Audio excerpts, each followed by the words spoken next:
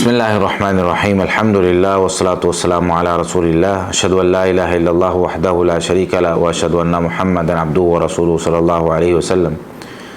سامعین محترم، صحیح بخاری کتاب الصلاۃ ہم پڑھ رہے ہیں۔ نماز کے مسائل بیان کرتے ہوئے امام بخاری رحمۃ اللہ علیہ نے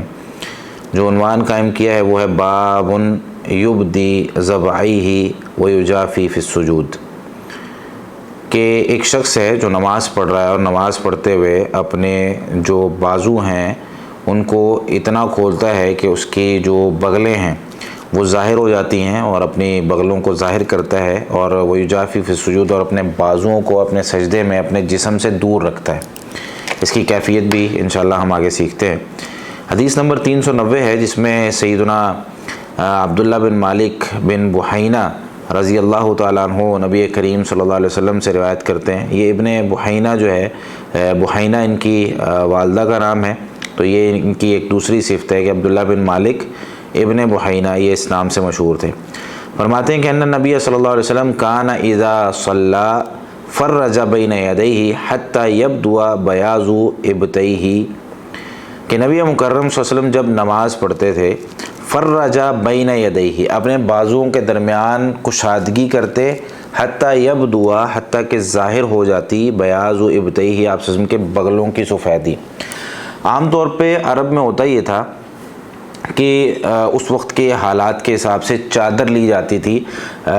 جو سلے سلائے کپڑے تھے وہ بہت کم ہوا کرتے تھے، جیسے کہ مثال کے طور پر شلوار قمیض ہے یا اس کے علاوہ کوئی اور اس طرح کا لباس جیسے جبہ وغیرہ ہے، تو یہ کم پہنے جاتے تھے۔ چادریں زیادہ ہوتی تھی، کبھی ایک چادر میسر آ جاتی، کبھی دو چادریں مل جاتی، جیسے احرام میں چادر پہنی جاتی ہے نا اس طریقے سے۔ تو چادر جب اوپر لی ہوئی ہو تو بندہ جب ہاتھ کو اوپر کرتا ہے تو نیچے سے ظاہر ہوتا ہے، جب بندہ سجدے میں جاتا ہے اور چادر جو ہے وہ بازوؤں کی وجہ سے جسم سے ہٹتی ہے تو بغلیں جو ہیں وہ ظاہر ہوتی ہیں۔ تو یہ کیفیت یہاں پر بیان ہو رہی ہے کہ نبی مکرم صلی اللہ علیہ وسلم اتنا بازوؤں کو کھولتے تھے سجدے میں کہ آپ صلی اللہ علیہ وسلم کے بغلوں کی سفیدی نظر آنے لگتی تھی۔ اس سے ایک مسئلہ تو یہ پتہ چلا کہ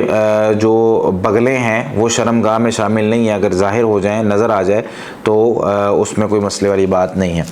اس طرح کی کچھ اور احادیث جیسے کہ صحیح مسلم میں سیدہ میمونہ رضی اللہ تعالیٰ عنہ سے فرماتی ہیں کہ کان نبی صلی اللہ علیہ وسلم اذا سجد، نبی مکرم صلی اللہ علیہ وسلم جب سجدہ کرتے، لو شاءت بہمۃ ان تمر بین یدیہ لمرت، اگر ایک بکری کا بچہ یا چھوٹا جانور آپ صلی اللہ علیہ وسلم کے بازو کے نیچے سے اس کشادگی والی جگہ سے گزرنا چاہتا تو وہ بھی گزر جاتا، یعنی اتنا اس کو اٹھا کر جو ہے وہ رکھا ہوا ہوتا کہ درمیان سے جو ہے وہ جانور گزر جاتا تھا۔ اسی طریقے سے سیدہ میمونہ رضی اللہ تعالیٰ عنہ سے اسی مسلم میں روایت ہے کہ کان رسول اللہ صلی اللہ علیہ وسلم اذا سجد جافا حتی یرا خلفہ وضح ابطیہ، نبی مکرم صلی اللہ علیہ وسلم جب سجدہ کرتے تو اپنے ہاتھوں کو اپنے بازوؤں میں کشادگی کرتے، اس کو دور رکھتے کہ حتیٰ کہ آپ صلی اللہ علیہ وسلم کو پیچھے سے دیکھا جاتا ہے، یا آپ صلی اللہ علیہ وسلم کی جو بغلوں کی سفیدی ہے اس کو پیچھے سے دیکھ لیا جاتا۔ امام وقی رحمۃ اللہ علیہ یہاں پر فرماتے ہیں کہ وضح ابطیہ کا معنی ہے بیاضہما، ان دونوں کی سفیدی۔ اور صحیح مسلم میں ہی امی جان سیدہ عائشہ صدیقہ رضی اللہ تعالیٰ عنہ سے روایت ہے، فرماتی ہیں کہ نہى النبی صلی اللہ علیہ وسلم ان یفترش الرجل ذراعیہ افتراش السبع، کہ نبی مکرم صلی اللہ علیہ وسلم نے منع کیا ہے کہ آدمی سجدے میں جیسے جانور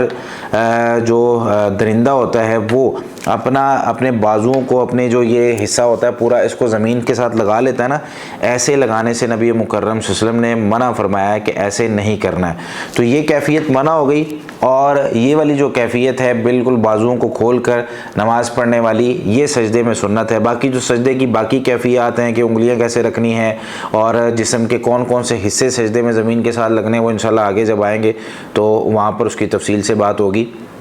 یہاں پر ہے کہ بازو کھول کر ہمیں سجدہ کرنا چاہیے اور بہت زیادہ کھولنے چاہیے، لیکن یہ اس وقت ہے جب بندہ اکیلا نماز پڑھ رہا ہے یا امام ہے۔ جب ہم جماعت میں نماز پڑھ رہے ہیں نا دوسرے نمازیوں کے ساتھ، تو پھر ان کو تکلیف نہیں دینی، پھر اتنے ہی بازو کھولنے ہیں کہ جو ساتھ والے کے ساتھ ہلکے سے ٹچ ہو جائیں، لیکن اس کو